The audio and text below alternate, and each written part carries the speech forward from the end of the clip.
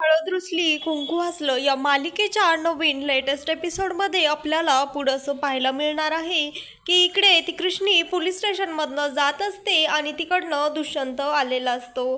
त्यानंतर ते दोघेही एकमेकांना काहीच न बोलता आपापल्या रस्त्याने निघून जातात आणि इकडे तो जयंत असतो तो सांगत असतो, साहेब आमच्या काकी साहेबांना हात पण लावायचा नाही, त्यांना नुसतं पोलीस स्टेशनला टाकून तर दाखवा आतमध्ये, मग तुम्हाला दाखवतो माझा हिसका, तो असे धमकी पोलिसांमध्ये देत असतो। त्यावर ती म्हणते, बाळजाबाई जयंत मागे हो, तुला समजत नाही का, आम्ही एकदा सांगितलं ना, शांत राहा, जरा दमाने धीराने घे, सावकाश, आता जरा थंड राहायला शिक, असं म्हणून त्याच्यावर रागवतात आणि त्यानंतर त्या जयंतला शांत करतात आणि त्या पोलिसांना म्हणतात, आम्ही गुन्हा केलेलाच नाहीये, मग तुम्ही आम्हाला असं कसं काय अटक केलं। त्यावर तो म्हणतो, आम्हाला माफ करा बाळजाबाई, तसा तुमच्या विरोधात त्या पोरीनं पुरावा आणला आहे म्हणून आम्हाला तुम्हाला अटक करावं लागलं। त्यानंतर ते म्हणतात, यात आमची कसलीही चूक नाही, आमच्यावर प्रशासनाचं प्रेशर आहे आणि तुम्हाला तर माहीतच आहे ती पोरगी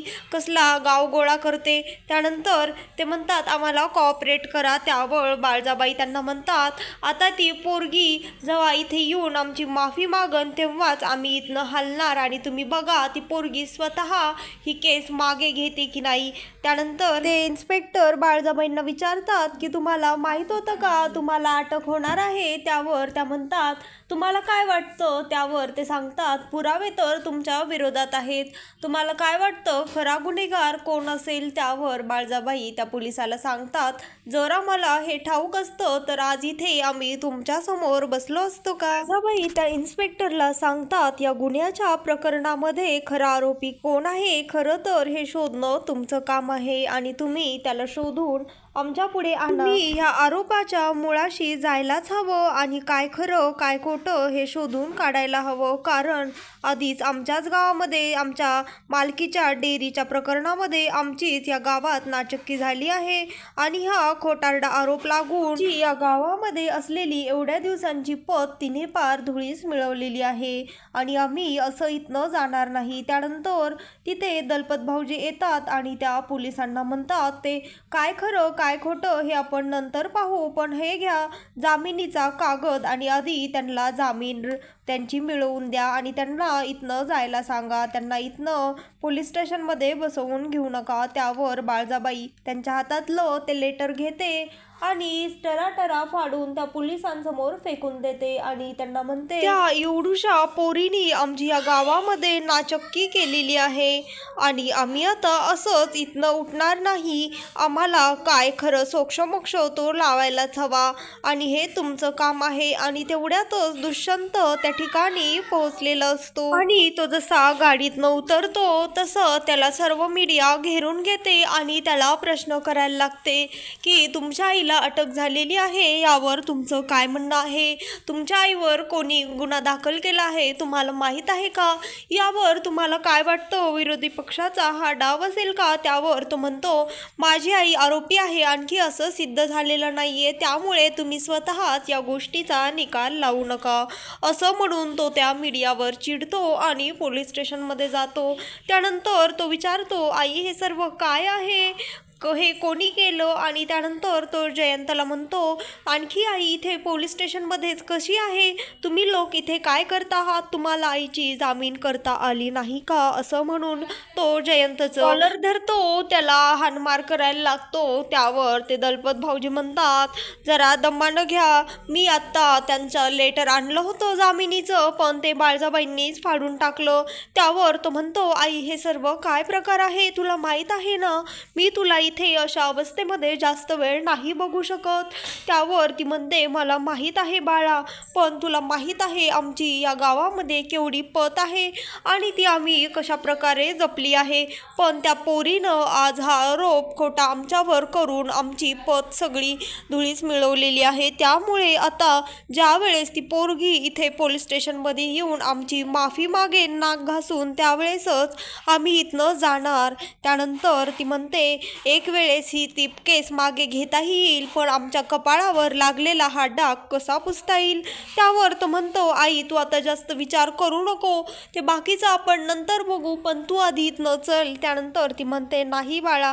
त्यावर तो त्या जयंतवर चिडतो आणि त्याला रागामध्ये विचारतो, हे सर्व कोणी केलं आहे? मला त्याचं नाव कळेल का? त्यावर तो म्हणतो, कोण करणार आहे दुसरं, तीच ती भिकारडी कृष्णा, आणि तिनेच हे सर्व केलेलं आहे.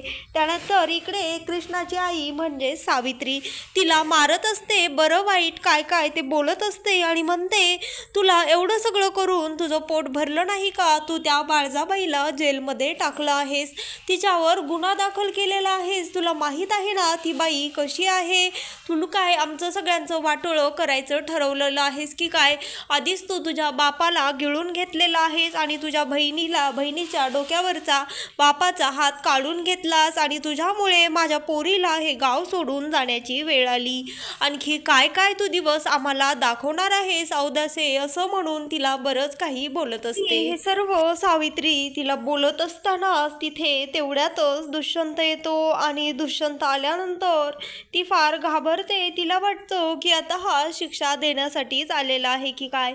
त्यावर ती सावित्री पुढे येते आणि म्हणते, बघा ना तुमच्या आईला म्हणजेच बाळजाबाईंना, इतकी देवासारखी ती स्वच्छ मनाची बाई आहे आणि ह्या कार्टीने तिच्यावर गुन्हा दाखल केलेला आहे.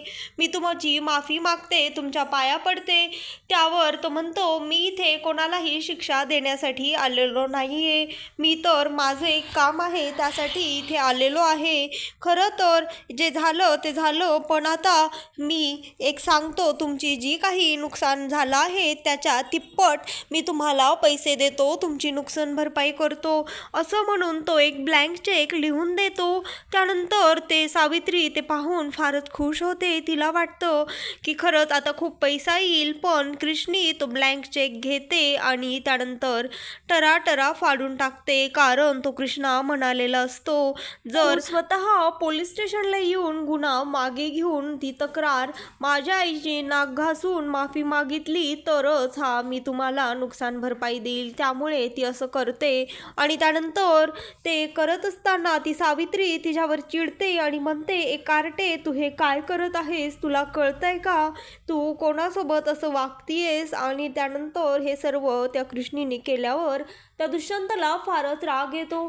तो म्हणतो, तुला हा कसला ॲटिट्यूड आहे तुझ्याकडे? तुला काय केलंस तुला कळतंय का? तुझ्यामुळे माझी आई तिथे पोलीस स्टेशनमध्ये बसलेली आहे आणि मी माझ्या आईला अशा अवस्थेमध्ये कधीच बघू शकत नाही. त्यावर ती म्हणते, तुमच्या आईने तसा गुन्हा केलेला आहे म्हणून मी ती केस टाकली, आणि सर्वात महत्त्वाचं म्हणजे तुम्ही आमच्या कष्टाची किंमत अशी पैशामध्ये करता की काय?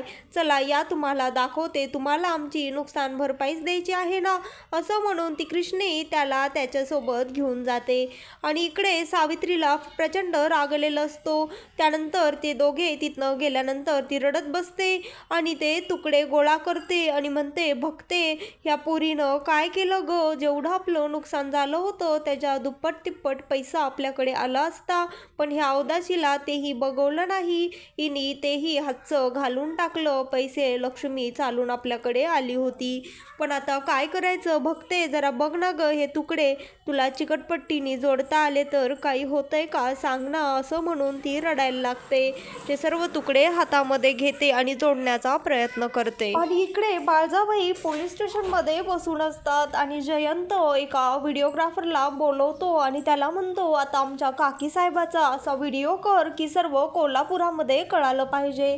त्यावर तो म्हणतो, म्हणजे? तर तो सांगतो, म्हणजे लगेचच फेमस आणि व्हायरल झाला पाहिजे. तो व्हिडिओग्राफर म्हणतो, बाळजाबाई फक्त एक विनंती होती, जे काही बोलाल ते फक्त कॅमेरामध्ये बोलून बघा, बाकी तुमची प्रसिद्धी एवढी मोठी आहे की एका मिनिटातच हा व्हिडिओ सर्वत्र व्हायरल होईल. त्यानंतर तो व्हिडिओ बनवायला सुरू करतो आणि बाळजाबाई त्या व्हिडिओमध्ये सांगतात, खरंच माझी तुम्हाला नव्याने ओळख करून देण्याची तर काही गरज नाही, तुम्ही सर्वच मला ओळखतात. आणि इकडे ती कृष्णा त्याला तिच्या जळालेल्या खाक झालेल्या शेतामध्ये घेऊन आलेली असते आणि त्यांना म्हणते, बघा हे माझं शेत, मी इथे खूप जास्त मेहनत केली होती आणि इथे सगळं धान्य उगवलेलं होतं, तुम्ही मला पैसे द्याल, पण ते जे मी पीक आधी मेहनतीने इथे कष्टाने उगवलं होतं ते वापस करू शकाल का, असं त्याला विचारत असते. तुम्ही पैसे द्याल हो, पण माझी मेहनत द्याल का? त्यावर तो म्हणतो, ते सगळं मला माहीत आहे, तुझं नुकसान झालं आहे. पण त्यानंतर तेवढ्यातच त्याला एक मेसेज येतो, म्हणजेच तो बाळजाबाईंचा व्हिडिओ व्हायरल झालेला असतो आणि तोच व्हिडिओ त्याच्याकडे येतो आणि तो कृष्णीला दाखवतो आणि म्हणतो, हे बघ, तुझं खरंच आहे, मी मान्य करतो, पण मी हेही तुला सांगतो की हे सर्व माझ्या आईने केलेलं नाही आहे. त्यावर ती सांगते, अहो तुमच्या आईने केलेलं नाही असं काय म्हणता तुम्ही? तुमच्या आईचं कडं माझ्या शेतामध्ये मला गावलं आहे आणि त्यावर त्यांचं नाव देखील आहे. आणि त्यानंतर तो व्हिडिओ त्या कृष्णीला दाखवतो, त्यामध्ये बाळजाबाई असं म्हणत असतात, एका मुलीनं माझ्यावर आरोप केला आहे, खरा गुन्हेगार कोण आहे मला माहीत नाही, पण मी असं करण का? मी तर सदैव गावच्या हिताचं चिंतनाचंच माझ्या मनामध्ये असतं आणि मी स्वतःहून कोणाचं नुकसान का करेन? यात आमचं काय असेल फायदा? असं ती प्रश्न विचारत असते सर्व जनतेला. आणि त्यानंतर तो तिला म्हणतो, बघ आता तर माझी आईही हेच म्हणत आहे, तिनं तुझं नुकसान केलेलं नाहीये. त्यावर ती म्हणते, जर असं आहे, माझाही आधी तुमच्या आईवर खूप विश्वास होता, त्या असं करणार नाहीत, पण तो विश्वास माझा काल माझ्या शेतासोबतच जळून खाक झाला.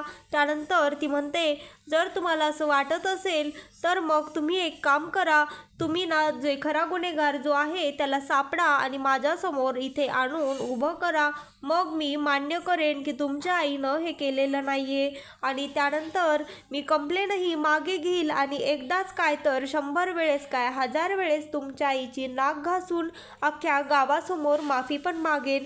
पण आत्ता मी मजबूर आहे, मी असं माझी मेहनत वायामध्ये गेलेली किंवा तिची किंमत केलेली पाहू शकत नाही. त्यावर तो म्हणतो, मीही माझ्या आईला अशा अवस्थेमध्ये बघू शकत नाही.